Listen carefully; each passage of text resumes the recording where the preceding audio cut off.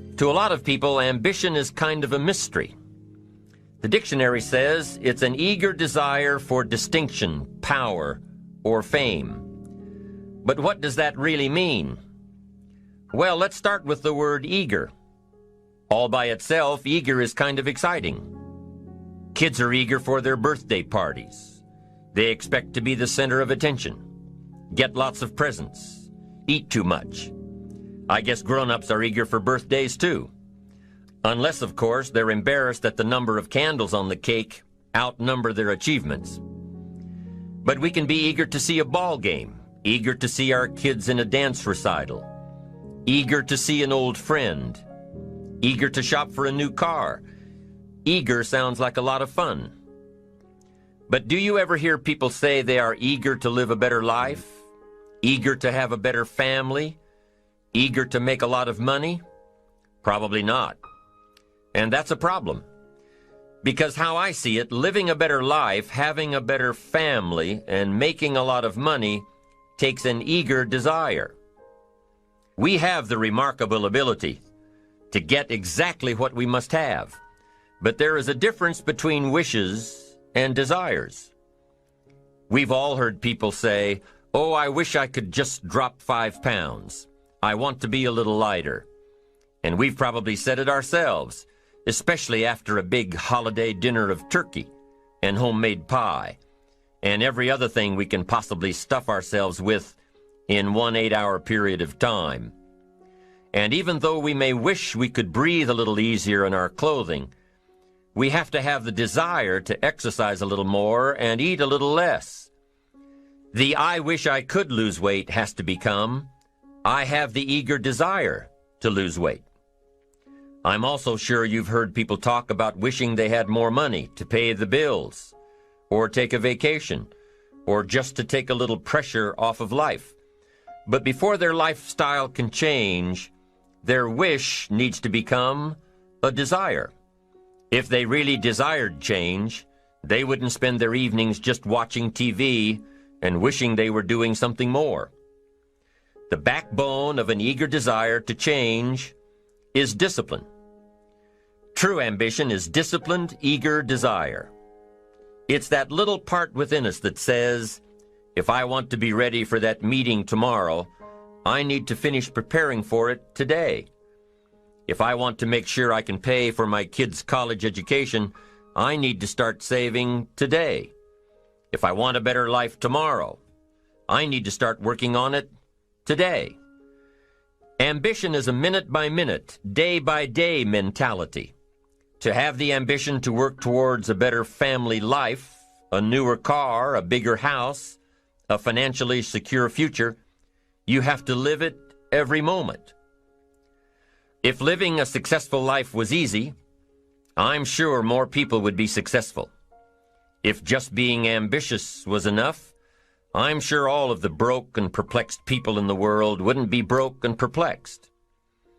While most people spend most of their lives struggling to earn a living, a much smaller number seem to have everything going their way. Instead of just earning a living, the smaller group is busily working at building and enjoying a fortune. Everything just seems to work out for them. And here sits the much larger group, wondering in awe on how life can be so unfair, complicated, and unjust. So what's the major difference between the little group with so much and the larger group with so little? Despite all the factors that affect our lives, like the kind of parents we have, the schools we attended, the part of the country we grew up in, none has as much potential power for doing good as the ability to dream. Dreams are a projection of the kind of life we want to lead. Dreams can drive you. Dreams can make you skip over obstacles. When we allow our dreams to pull us, they unleash a creative force that can overpower everything in our way. To unleash this power, though, your dreams must be well defined. A fuzzy future has little pull power. Well-defined dreams are not fuzzy. Wishes are fuzzy. To really achieve your dreams, to really have your future plans pull you, your dreams must be vivid. If you've ever hiked a 14,000-foot peak in the Rocky Mountains, one thought has surely come to mind. How did the settlers of this country do it? How did they get from the East Coast to the West Coast? By foot. Carrying one day's supply of food and water is hard enough. Can you imagine hauling all of your worldly goods with you? Mile after mile, day after day, month after month? These people had dreams, big ones. They had ambition. They didn't focus on the hardship of getting up the mountain. In their minds, they were already on the other side. Their bodies just hadn't gotten them there yet. Despite all of their pains and struggles, births and deaths along the way, those who made it to the other side had a single vision: to reach the land of continuous sunshine and extraordinary wealth. To start over where anything was possible, where everything was possible. Their dreams were stronger than the obstacles in their way. You've got to be a dreamer. You've got to see the future finished in advance. You've got to see California while you're climbing 14,000-foot peaks.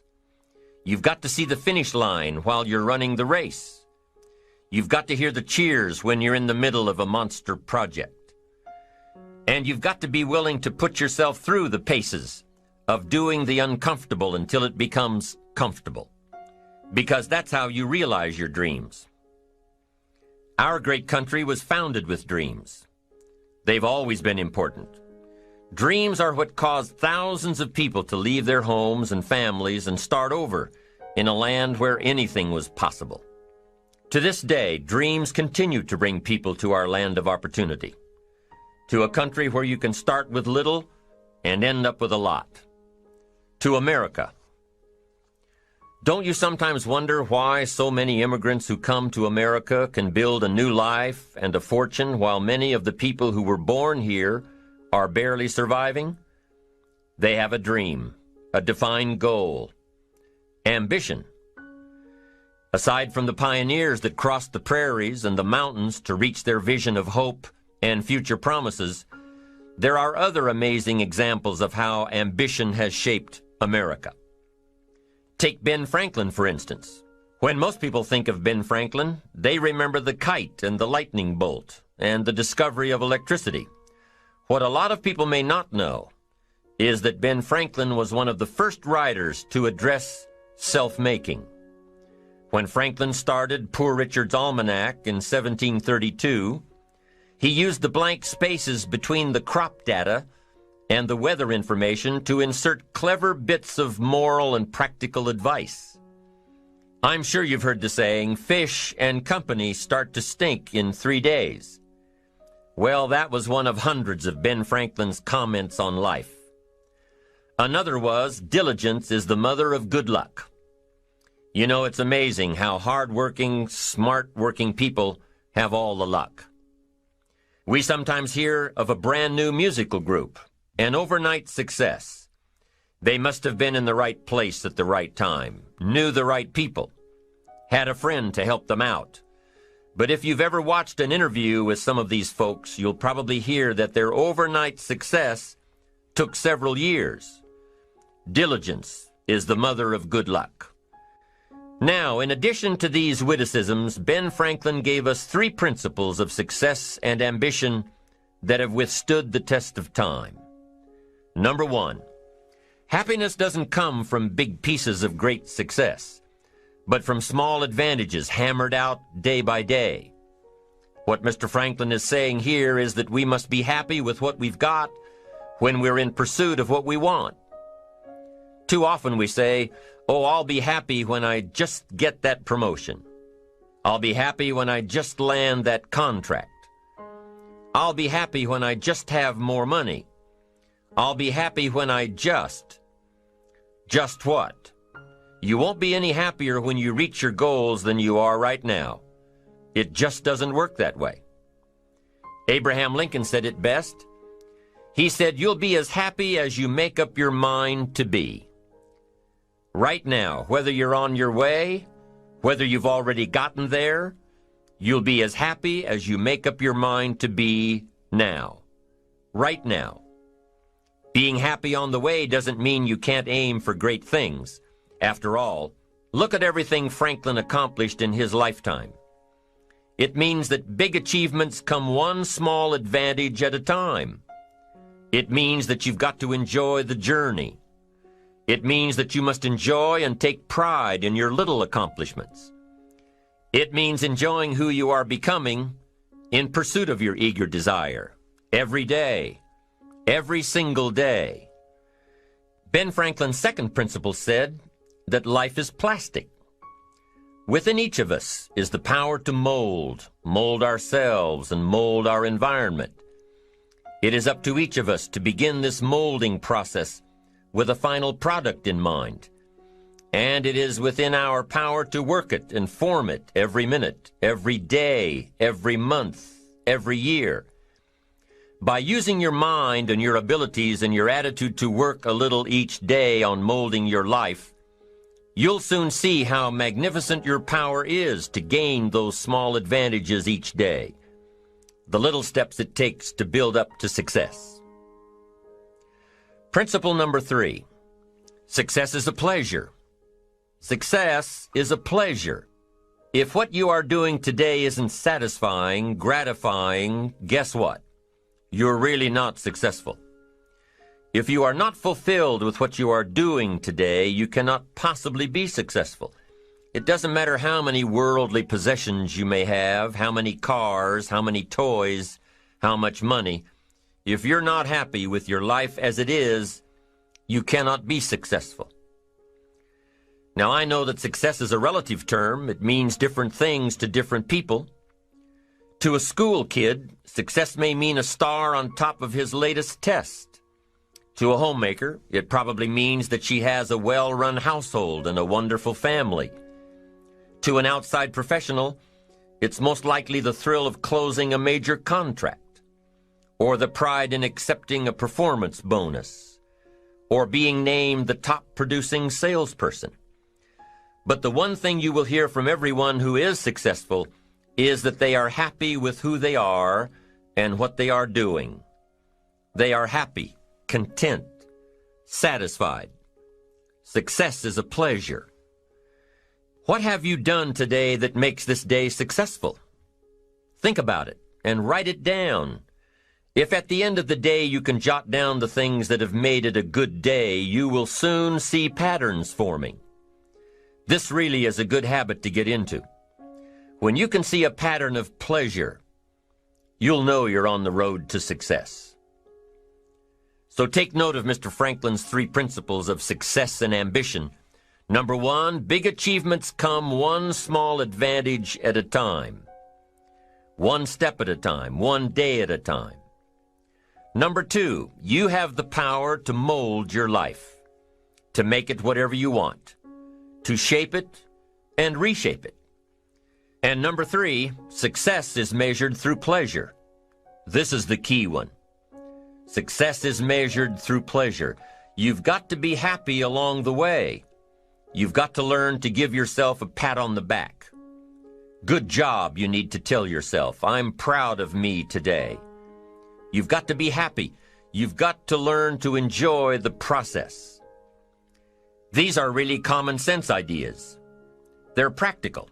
And William James agreed. He's another American great, one of the most notable philosophers and psychologists in our history. And he founded a philosophy called pragmatism. To be pragmatic is to be practical, to test the validity of a concept by its practical results, to actually question something and rate its usefulness by what it can do for you, to hear a method of doing something and figuring out if it's even worth your while. One of the issues Mr. James dealt with in his lifetime was, what does it mean to be a success, a significant person? After years of pondering this question, William James described success as a combination of 2 things. Number 1, an inner ideal which is followed persistently with courage. And number 2, outer achievement related to that ideal. Let's go back to number 1, an inner ideal which is followed persistently with courage.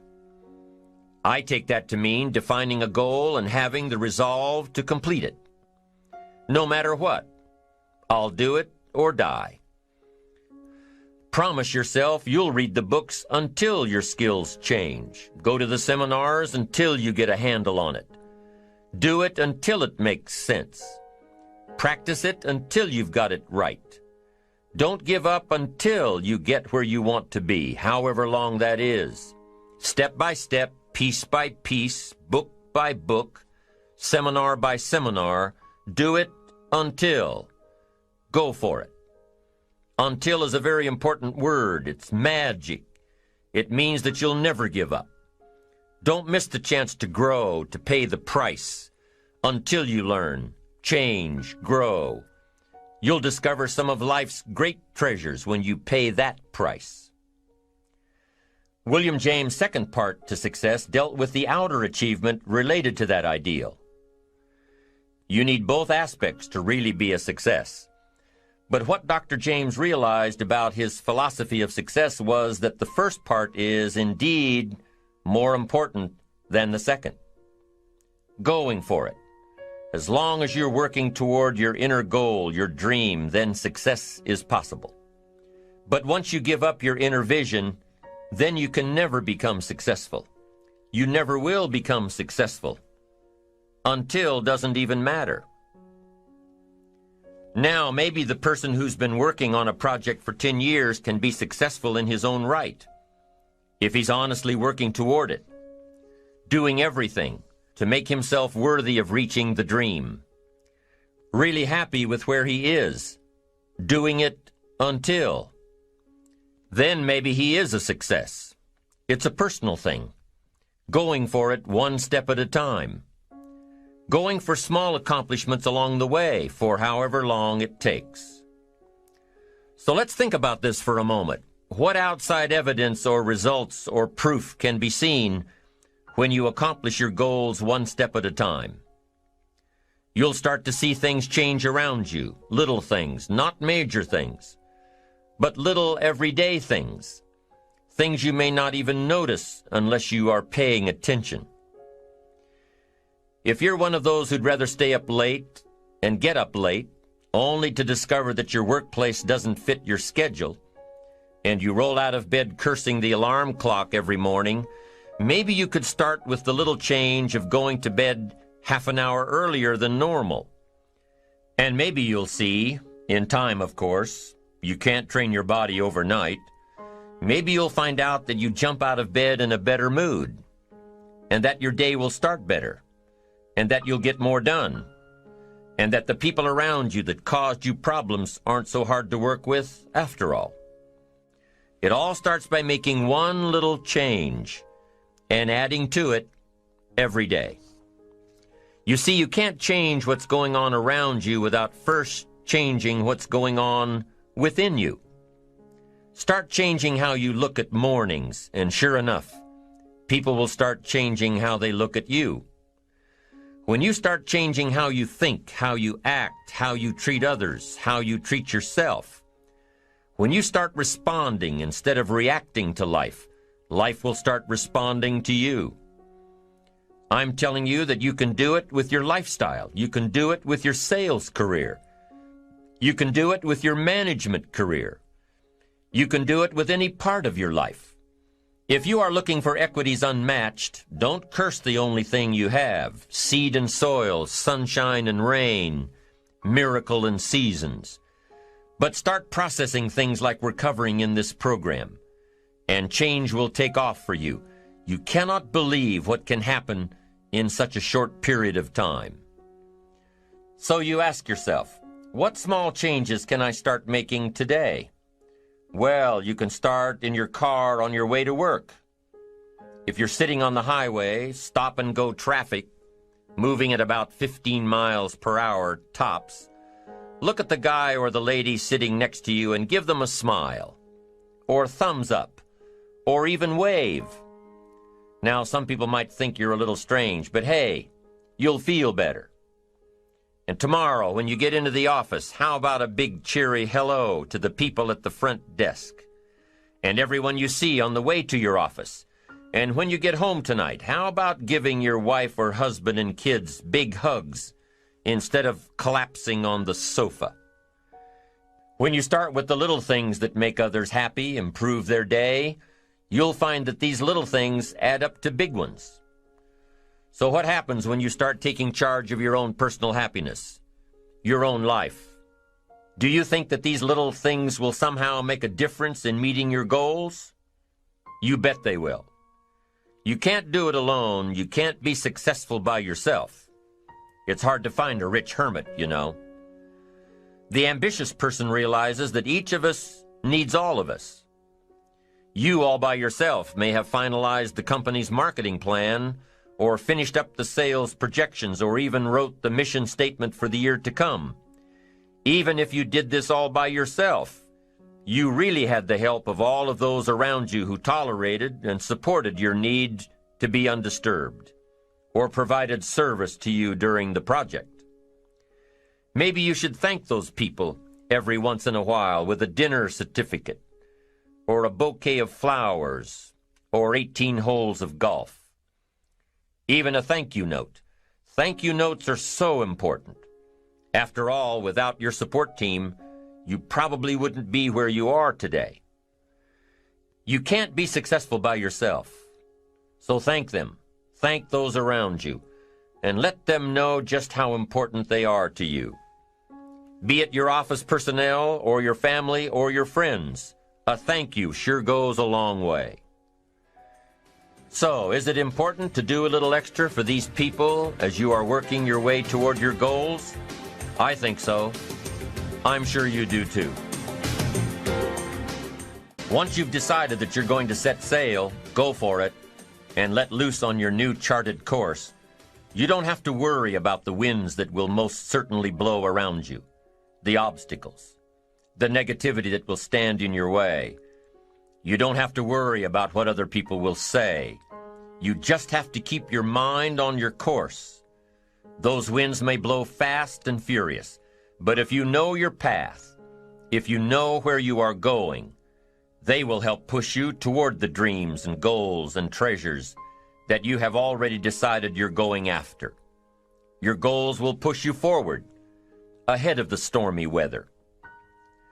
There are some amazing people around that we can learn from today, people who have already braved the storms and come out on top, people who are still alive today, people who started with nothing and ended up with something great, famous people, not so famous people, maybe even people you know, but don't know their stories, people who had an early vision and ambition, people who turned their focused dreams into the reality of success. One of my friends tells this story about her dad. She thinks he's cheap. She gives him a hard time every time they go to one of those all-you-can-eat places, because he eats all he can eat, until he can't move, until he needs to take something for indigestion. But she knows where he came from, his history, and understands just why he is the way he is. He eats all he can eat because he was raised in an orphanage, a place where you had to grab all you could or you'd be hungry. But the real story behind her father is that he made himself a millionaire with nothing more than a dream. He watched his own father drown when he was 4, was taken away from his mother a few years later and put into an orphanage because he was so bad. Raised by other people, strangers.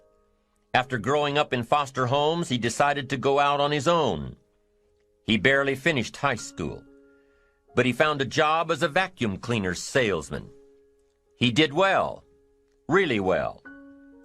But the woman he loved didn't want to marry a vacuum cleaner salesman, and he really didn't want to be one, so he went to college, went on to medical school, prospered, really prospered, led a tremendously successful life as a radiologist, and is now retired, goes fishing, rides his Harley. Stories of success are all around us, everywhere. Take the time to talk to these people or read their stories.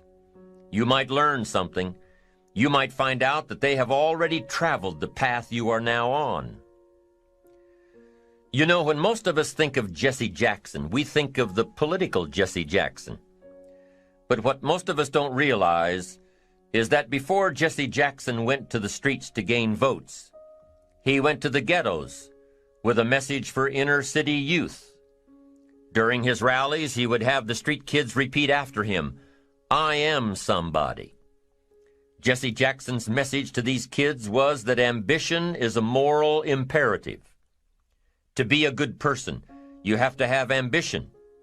You have to try to do something good with your life.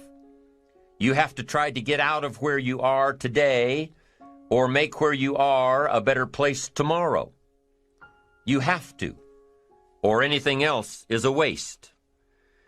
Mr. Jackson knew that his contribution to life began with America's youth, where he could make a difference before bad attitudes and bad habits took over for good. He went to make a difference with the disadvantaged youth of America. What an admirable mission.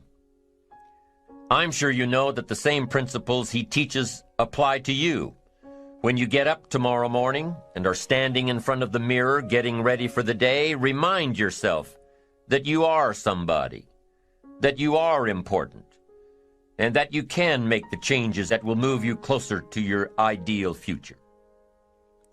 Listening to the words of people like Jesse Jackson are of total importance because motivation, lasting motivation, is backed with education. Many of these people have written books on their journeys. These books tell the stories and give the secrets that we can all learn from. Let's say you decided to take a trip, just a short one, maybe for a weekend. Let's say you want to go away to a place you've never been before. Wouldn't you want to find someone who had been there? Ask them a few questions. What's the best way to get there? The safest route? The quickest route? What do I need to bring to be totally prepared? What fun things should I look for on the way? What dangers do I need to avoid? By talking with someone who has already been there, it'll make your trip that much more enjoyable. It's the same thing with life. By listening to those who are farther along in the journey you are interested in taking, and learning from their successes and failures, you just might pick up something that will make your journey that much better. Listening to the stories of others can be motivating, captivating. They can provide that extra push you've been looking for. They can demonstrate what the power of ambition is truly all about. They've been there. Their knowledge is valuable. And when you use that knowledge and motivation to take action, you'll gain momentum. Eventually, you will find that the key to motivation, true motivation, is right there inside you. You won't have to look elsewhere to get pumped up, turned on, charged up. With the right knowledge behind you, you will learn how to motivate yourself. With the right knowledge, you will find yourself becoming inspired on your own, by your own learning, by your own discovering. You won't have to hope that somebody comes along to turn you on in the morning. They might not show up. You'll find that your journey of pursuit is the best alarm clock in the world. Joseph Epstein wrote a book called Ambition. In his book, Epstein defines ambition as the fuel of achievement. He says that everybody has a need for achievement, to do well, to get somewhere in life, to be better, to achieve. Achievement means moving forward. And in order to move forward, you must be motivated, inspired, ambitious. You must have dreams and goals that create ambition. Good ambition, positive ambition. Now, ambition does not mean being greedy. It does not mean being selfish. It does not mean getting ahead at the expense of others. Ambition is not greed. Ambition is not avarice, an all-consuming desire for wealth. Ambition is not hoping you can win at the expense of others. Do you suppose Judas was ambitious? He ended up with 30 pieces of silver, a fortune in those days. Was Judas successful because he had all that money? No, Judas sold out. Was Judas happy when it was all over with? No. The money didn't make him happy. What he did to get the money certainly didn't make him happy. What Judas became in the pursuit of his fortune caused him to end his own life. What drove him was not ambition. Ambition is not greed. Ambition is an eager desire to achieve, an eager desire to get ahead in life, to do more for your family, to prosper in health, wealth, and relationships. Now, desire does not always translate into ambition. Desire is what you want for yourself. A bigger house, a better car, a fatter bank account, a better life. I desire to have these things. Ambition is how you get there. Desire is sometimes healthy. Desire is sometimes unhealthy. Desire might say, I want the tallest building in town. The destructive side of desire might urge you to tear all of the other buildings down. I guess that's one way to do it. You might get away with tearing down the first one and maybe the second one. But in your desire to tear them all down, sooner or later, some guy is going to be standing out in front of his building saying, I'm on to you. Get out of here. And pretty soon you're no longer known as a builder. You're known as a destroyer. Now, the second way to have the tallest building in town is to see it, dream it, and plan it, and put your team on it, work on it. Go through all of the steps to get there. Do it right. Have the ambition to be the owner of the tallest building in town, and go through all of the right steps to get there. If you really want it, and have the skills to do it, and the patience to weather all of the storms, your ambition will lead you there. Having the ambition to do what it takes to get you where you want to go is good. Ambition is creative and constructive. Ambition is an expression.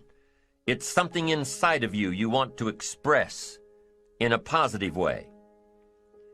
I'm sure you have dreams of accomplishing great things. Are you ambitious enough to realize these dreams? Are your dreams strong enough to pull you toward your future? Are they vivid enough to see the end result now? Are they worthy of doing until you get there? What are your reasons for creating these dreams? Reasons vary from person to person. I bet if you did a little soul searching, you could come up with a fairly strong list. The list of reasons. Why is it so important to achieve these dreams? What are you trying to express? These reasons for accomplishing great things are different for everybody. There are personal reasons, sometimes uniquely personal reasons. Some people do well for the recognition. Some people do well because of the way it makes them feel. They love the feeling of being a winner, and that is one of the best reasons. Once in a while I hear someone say, if I had $1 million, I'd never work another day in my life. Hey, that's probably why the good Lord sees to it that he doesn't get his million, because he would just quit. Family is another reason, a motivator for doing well. Some people do extremely well because of other people, and that's a powerful reason. Sometimes we will do something for someone else that we would not do for ourselves. I know a lady who was getting back on track from financial disaster. Even though she didn't have much of anything left, her primary motivator was to keep her daughter in private school, an expensive one of the best in the country. Although her goal was to financially surpass where she was before her economic fall, her main reason to work all of those extra hours was to give her little girl the best possible education. As you can well imagine, wanting to do something for someone else led her to all sorts of other accomplishments as well. How fortunate are the people who find themselves greatly affected by someone else? It's powerful. What has you getting up early, hitting it hard all day, and staying up late? What has you inspired? What are your reasons for doing well? What's at the core of your quest? What is the power behind your ambition? Think about it. Jot it down. Do some soul searching. Define your reasons so they will work better for you. So now we have determined that it's in your best self-interest to be ambitious. Self-interest, self-preservation. As human beings, we can't help but be interested in our own self-preservation. We can't help but be self-interested. It's one of the strongest urges we have. Interested in our preservation, interested in our development, interested in our success. There's certainly nothing wrong with self-interest, but here's the clue. Self-interest must be enlightened as to what truly serves us best. When I found out that self-interest was okay, that was a big relief to me. Now, we're not talking about selfish. We're talking about self-interest. Self-interest needs to be educated, enlightened. Self-interest is willing to be benefited by service to others, not at the expense of others. Self-interest at the expense of others starts to be greed, evil, hoping you go up as someone goes down, hoping to attain while someone else loses. I win, you lose. We call that the beginnings of evil, the dark side of our nature, wishing to benefit at the expense of others. Enlightened self-interest wishes to benefit at the service of others. A friend of mine tells this little story about a person she hears from about every 3 months or so. This guy calls to solicit money for food baskets for homeless families. She's happy to give her money to them. She was unfortunately homeless for a short period of time, and she knows the position these people are in. This group is legit. She checked them out. But after the second or third time this guy called, same guy, after the second or third time he called, she started talking to him about other stuff. Turns out this guy is broke, living in a hotel, looking for any construction job he can find. Any job at all. But what's unique about this guy is that he donates 2 or 3 hours a night, every night, to call people and get money to feed the homeless. Every night, from his hotel room. Now, most people would say this guy should use those hours every night to work a second job or a third job. But while he's way down on the ladder of success, he feels it's important to help those less fortunate than he is. He has a roof over his head. He makes enough to feed himself. And my friend says that every time she talks to this guy, every 2 or 3 months, he's doing better. He's digging himself out of debt. He's starting to save money. He thinks he'll be able to move into an apartment in another month or 2. Now, recently an interesting thing happened. My friend was talking with an associate of hers. She's single, lives in a big house, needs to find a handyman to help her out on a regular basis, someone who can build an addition onto her house. So my friend told her about this guy. The only reason this guy ended up being hired was that my friend's associate was touched by his dedication to service, while he, himself, was down and out. Service. Success at the service of others. Now, this guy isn't rich by any stretch, but through my friend's network, he now has constant work, doing things around several people's houses. And now he's in a place of his own. And guess what he does every night? He's still making phone calls to get money to feed the homeless. What great character this man has. Enlightened self-interest leads to wealth. Self-preservation leads to poverty. Somebody says, well, I can't be concerned about other people. I have to pay attention to myself. Well, then you'll always have to. Somebody says I can't be concerned about other people's bills. I've got enough worries trying to pay my own. Well, then you'll have to worry about them for the rest of your life. The best way to get that monkey off your back is to turn your attention around. Once I understood some of this stuff, I'm telling you, it revolutionized my whole life. Now, self-interest is okay, yes, but here's what self-interest must be if you truly want to be happy. It must be enlightened. It says don't keep your attention on yourself if you want your life to work out well. Turn your attention to others. In your own self-interest, be enlightened. Truly act in your own self-interest by making an investment in service to others. Next, if you wish to receive, now there's nothing wrong with wishing to receive. It's part of self-interest. But here's the enlightened part. If you wish to receive, you must give. Some people say, if you give, it's gone. No. Not if you're educated. If you're stupid, yes, it's gone. But if you're enlightened, chances are, if you give, you've invested. And what do we expect an investment to do? Return. Get back what you put out? No. We expect it to return multiplied. Bigger. Greater. Better. My father taught me way back, son, always do more than what you get paid for. Now, some individuals might argue with that.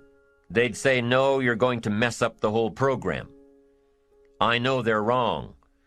In my own self-interest, I did what my father taught me, to always do more than I got paid for. Why?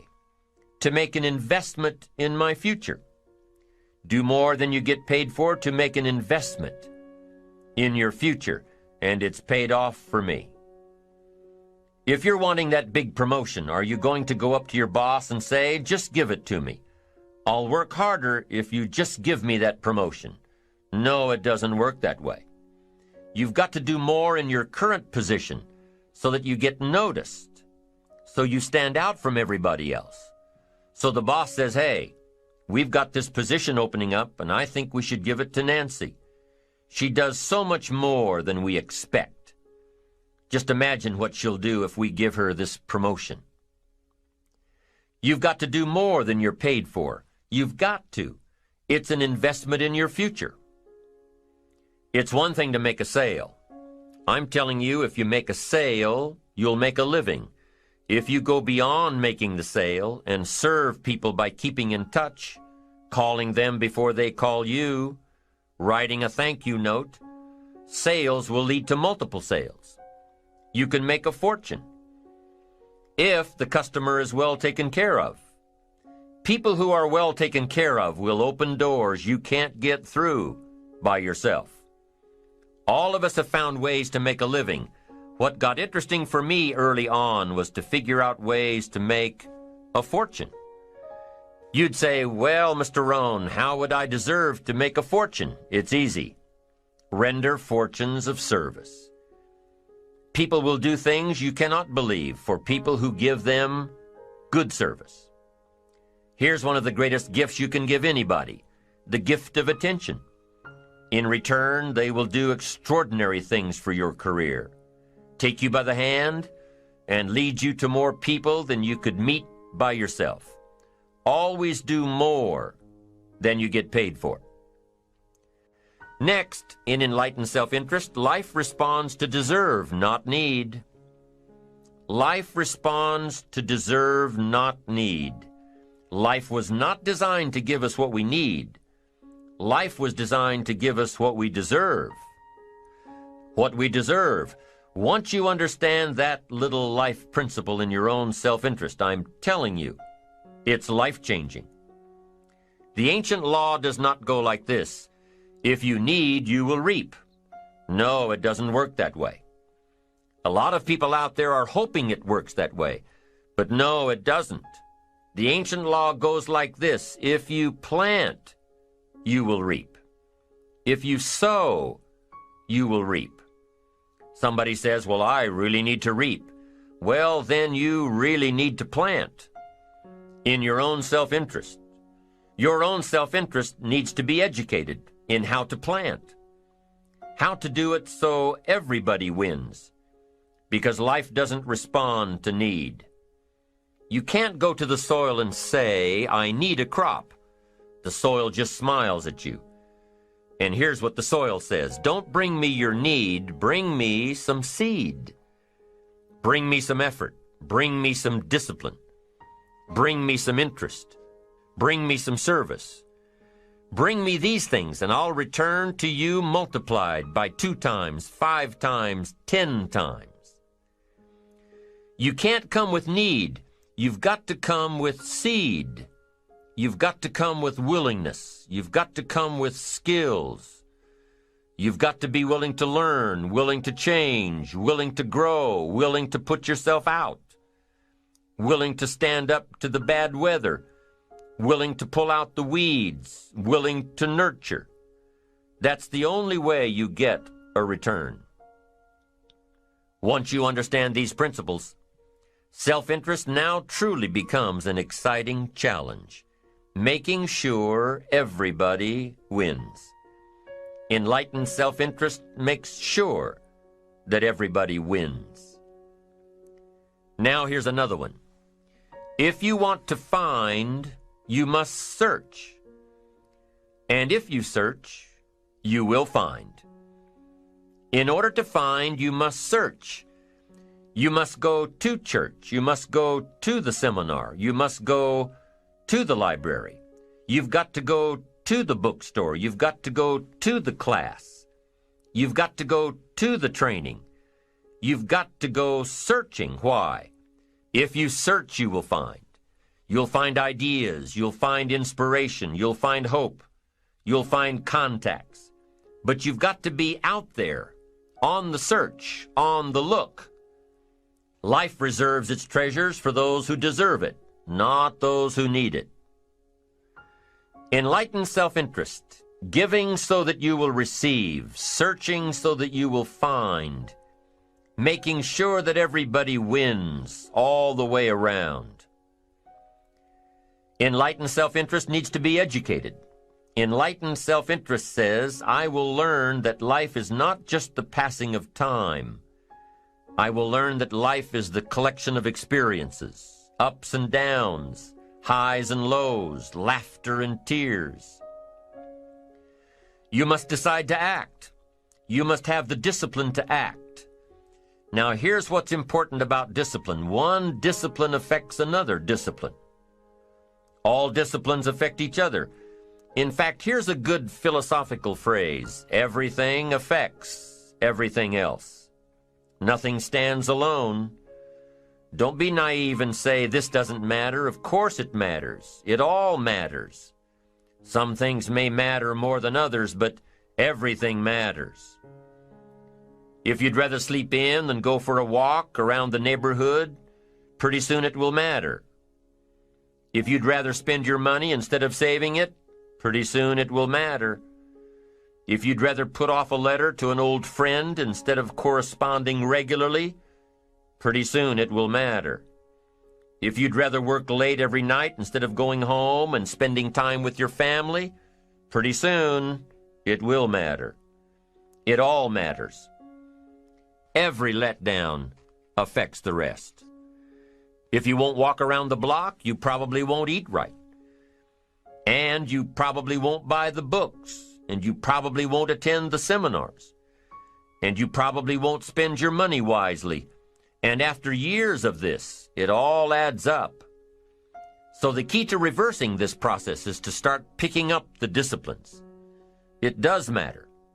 It all matters. Now, here's the positive side. Every new discipline affects the rest. Every new discipline makes a difference. That's why action is so important. The smallest action, the least action, the action that you won't think will matter, it all matters. Take it.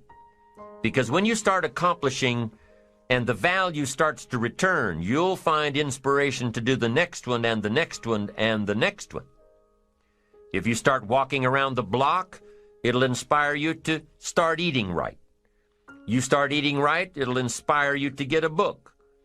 You get a book, and it'll inspire you to get a journal.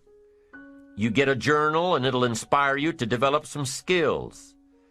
Disciplines affect each other. Lack affects the rest of your life. The key is to diminish the lack. One of our greatest temptations is to just ease up a bit, to do just a little bit less than you're capable of, to take a little break. Somebody says, "It'll just affect my sales." No, it'll affect your consciousness. It'll affect your philosophies. It'll affect your home life. It'll affect everything. No, you can't ease up a bit.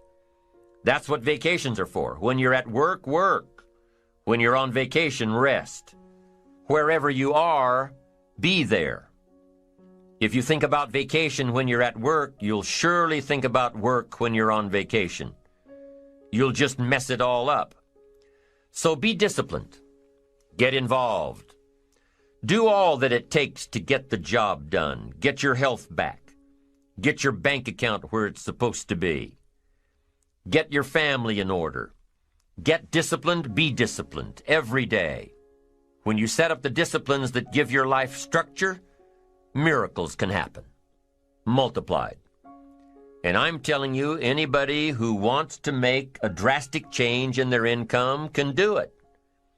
I was broke at age 25 and a millionaire at age 31. Everything around me was the same. I changed. I refined my philosophy. I read the books. I took the classes. Started looking at life a little differently. I'm telling you, it works.